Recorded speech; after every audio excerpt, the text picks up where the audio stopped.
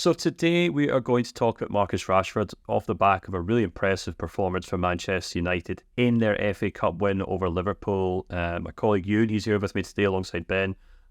You wrote a really good piece, Ewan, looking at Rashford's record, particularly in big games such as that quarter-final against Liverpool. And it was a really interesting read because, if we actually look at Rashford's record in general this season, it's perhaps not his best campaign to date, but that result on Sunday, that performance on Sunday, is something that seems to routinely happen with Rashford, where when the big games come along, and he seems to step up and remind Man United fans why he is one of the club's most important players. Yeah, I mean, his big game record's really, really good. 31 goals against the traditional big six. If you look at his record against the teams he scored against out the current Premier League sides, he scored the most goals against the big six, which it's quite wild, really. Because often you hear players get called, flat shack bullies. They only score goals against lesser sides, but Rashford's the complete opposite. He seems to really kind of step up in the big games, albeit Manchester City's record in those games aren't always wins, but Rashford generally does tend to score in those games. Where this season he scored away to Arsenal with a brilliant finish. He scored that ridiculous goal against Manchester City, albeit both those games were in defeats. And then he scores the goal to equalise against Liverpool at the weekend, and it was a great finish. He missed a chance towards the end of normal time that people kept going at him for, but he looked offside for that anyway. And I mean, generally this season Rashford's been poor. He's coming into the season off the back of his most productive season in his career, scoring 30 goals in all competitions for the first time. I think the expectation from both Marcus himself and his Manchester United was that he would kick on and try to replicate those numbers, but for a variety of reasons, Manchester United had a poor season, and they've not looked cohesive as an attacking unit. They've struggled to score goals all season, and Rashford's performance levels haven't been acceptable. But he scored in his last 3 games, and he'll probably go into the international break with England, hoping to continue that form.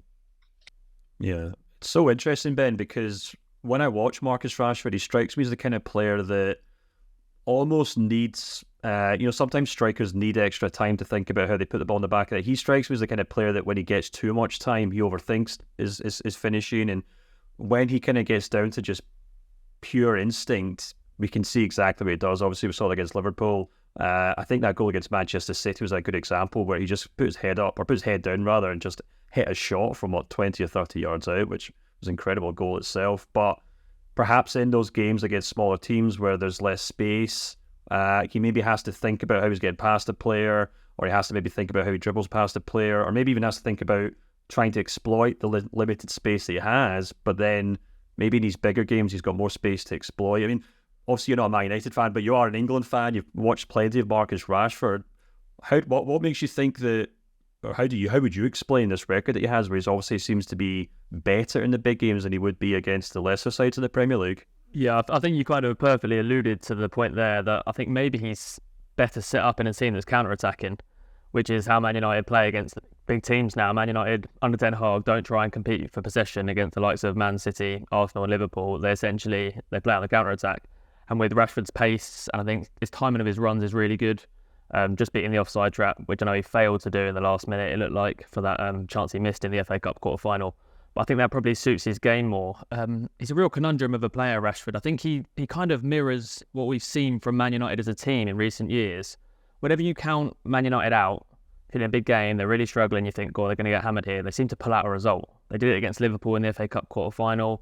I remember them doing it at the start of last season, when they beat Liverpool 2-1 off the back of that 4-0 defeat to Brentford.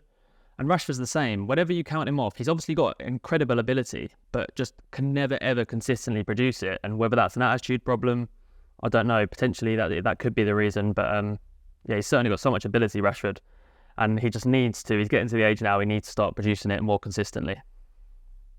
Yeah. Do you think maybe one of the things that might suit him, I mean, this might be seen as a criticism, I was about to call him almost like a luxury player, and then in a sense this season he's now got players like Garnacho who obviously just run himself into the ground every game, but perhaps more notably Højlund, who is a very good penalty box striker, but he's also very good at getting around the pitch. He can hold the ball up, he can link up with players, and he can kind of play as that focal point in the box that someone like Rashford can play off of, whereas maybe in the past Man United's previous head coaches tried playing Rashford up front. They've tried playing him on the right.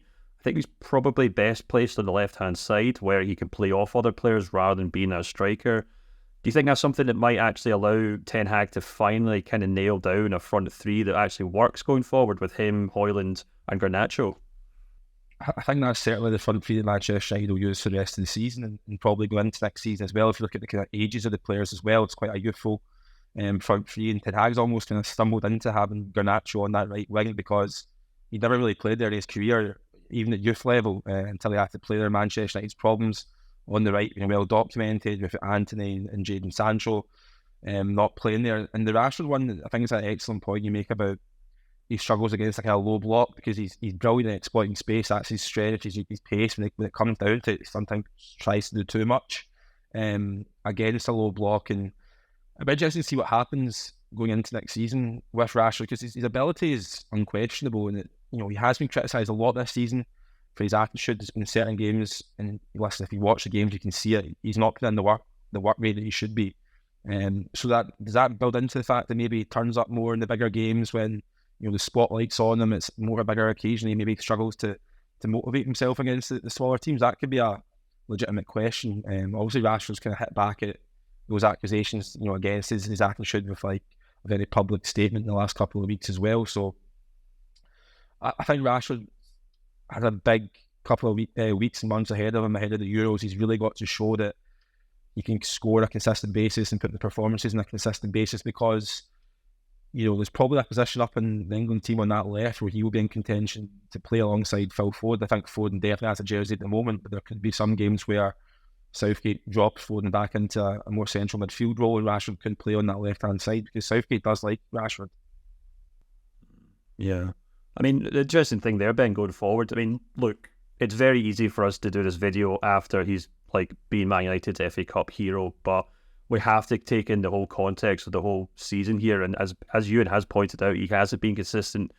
He does clearly have a gap in his game where he does maybe go missing against lesser teams where either he's not maybe as incentivized or the tactics don't work, or maybe he's just better suited having that space behind him. But looking forward to next season, do you think Ten Hag gets enough out of him consistently? If Ten Hag stays at the club, do you think having Rashford in that lineup makes sense? Or do you think, despite these little kind of moments of brilliance in big games, he's actually proven to be unreliable for Man United going forward? Yeah, I think Ten Hag's given him enough opportunities. Ten Hag stuck by him through a lot of the criticism he's had when he's been through bad periods. I think he had a few games where Garnacho was starting over him and he was to the bench, but primarily he's been playing under Ten Hag and he's had the opportunity. Going back to England, to be honest, I don't.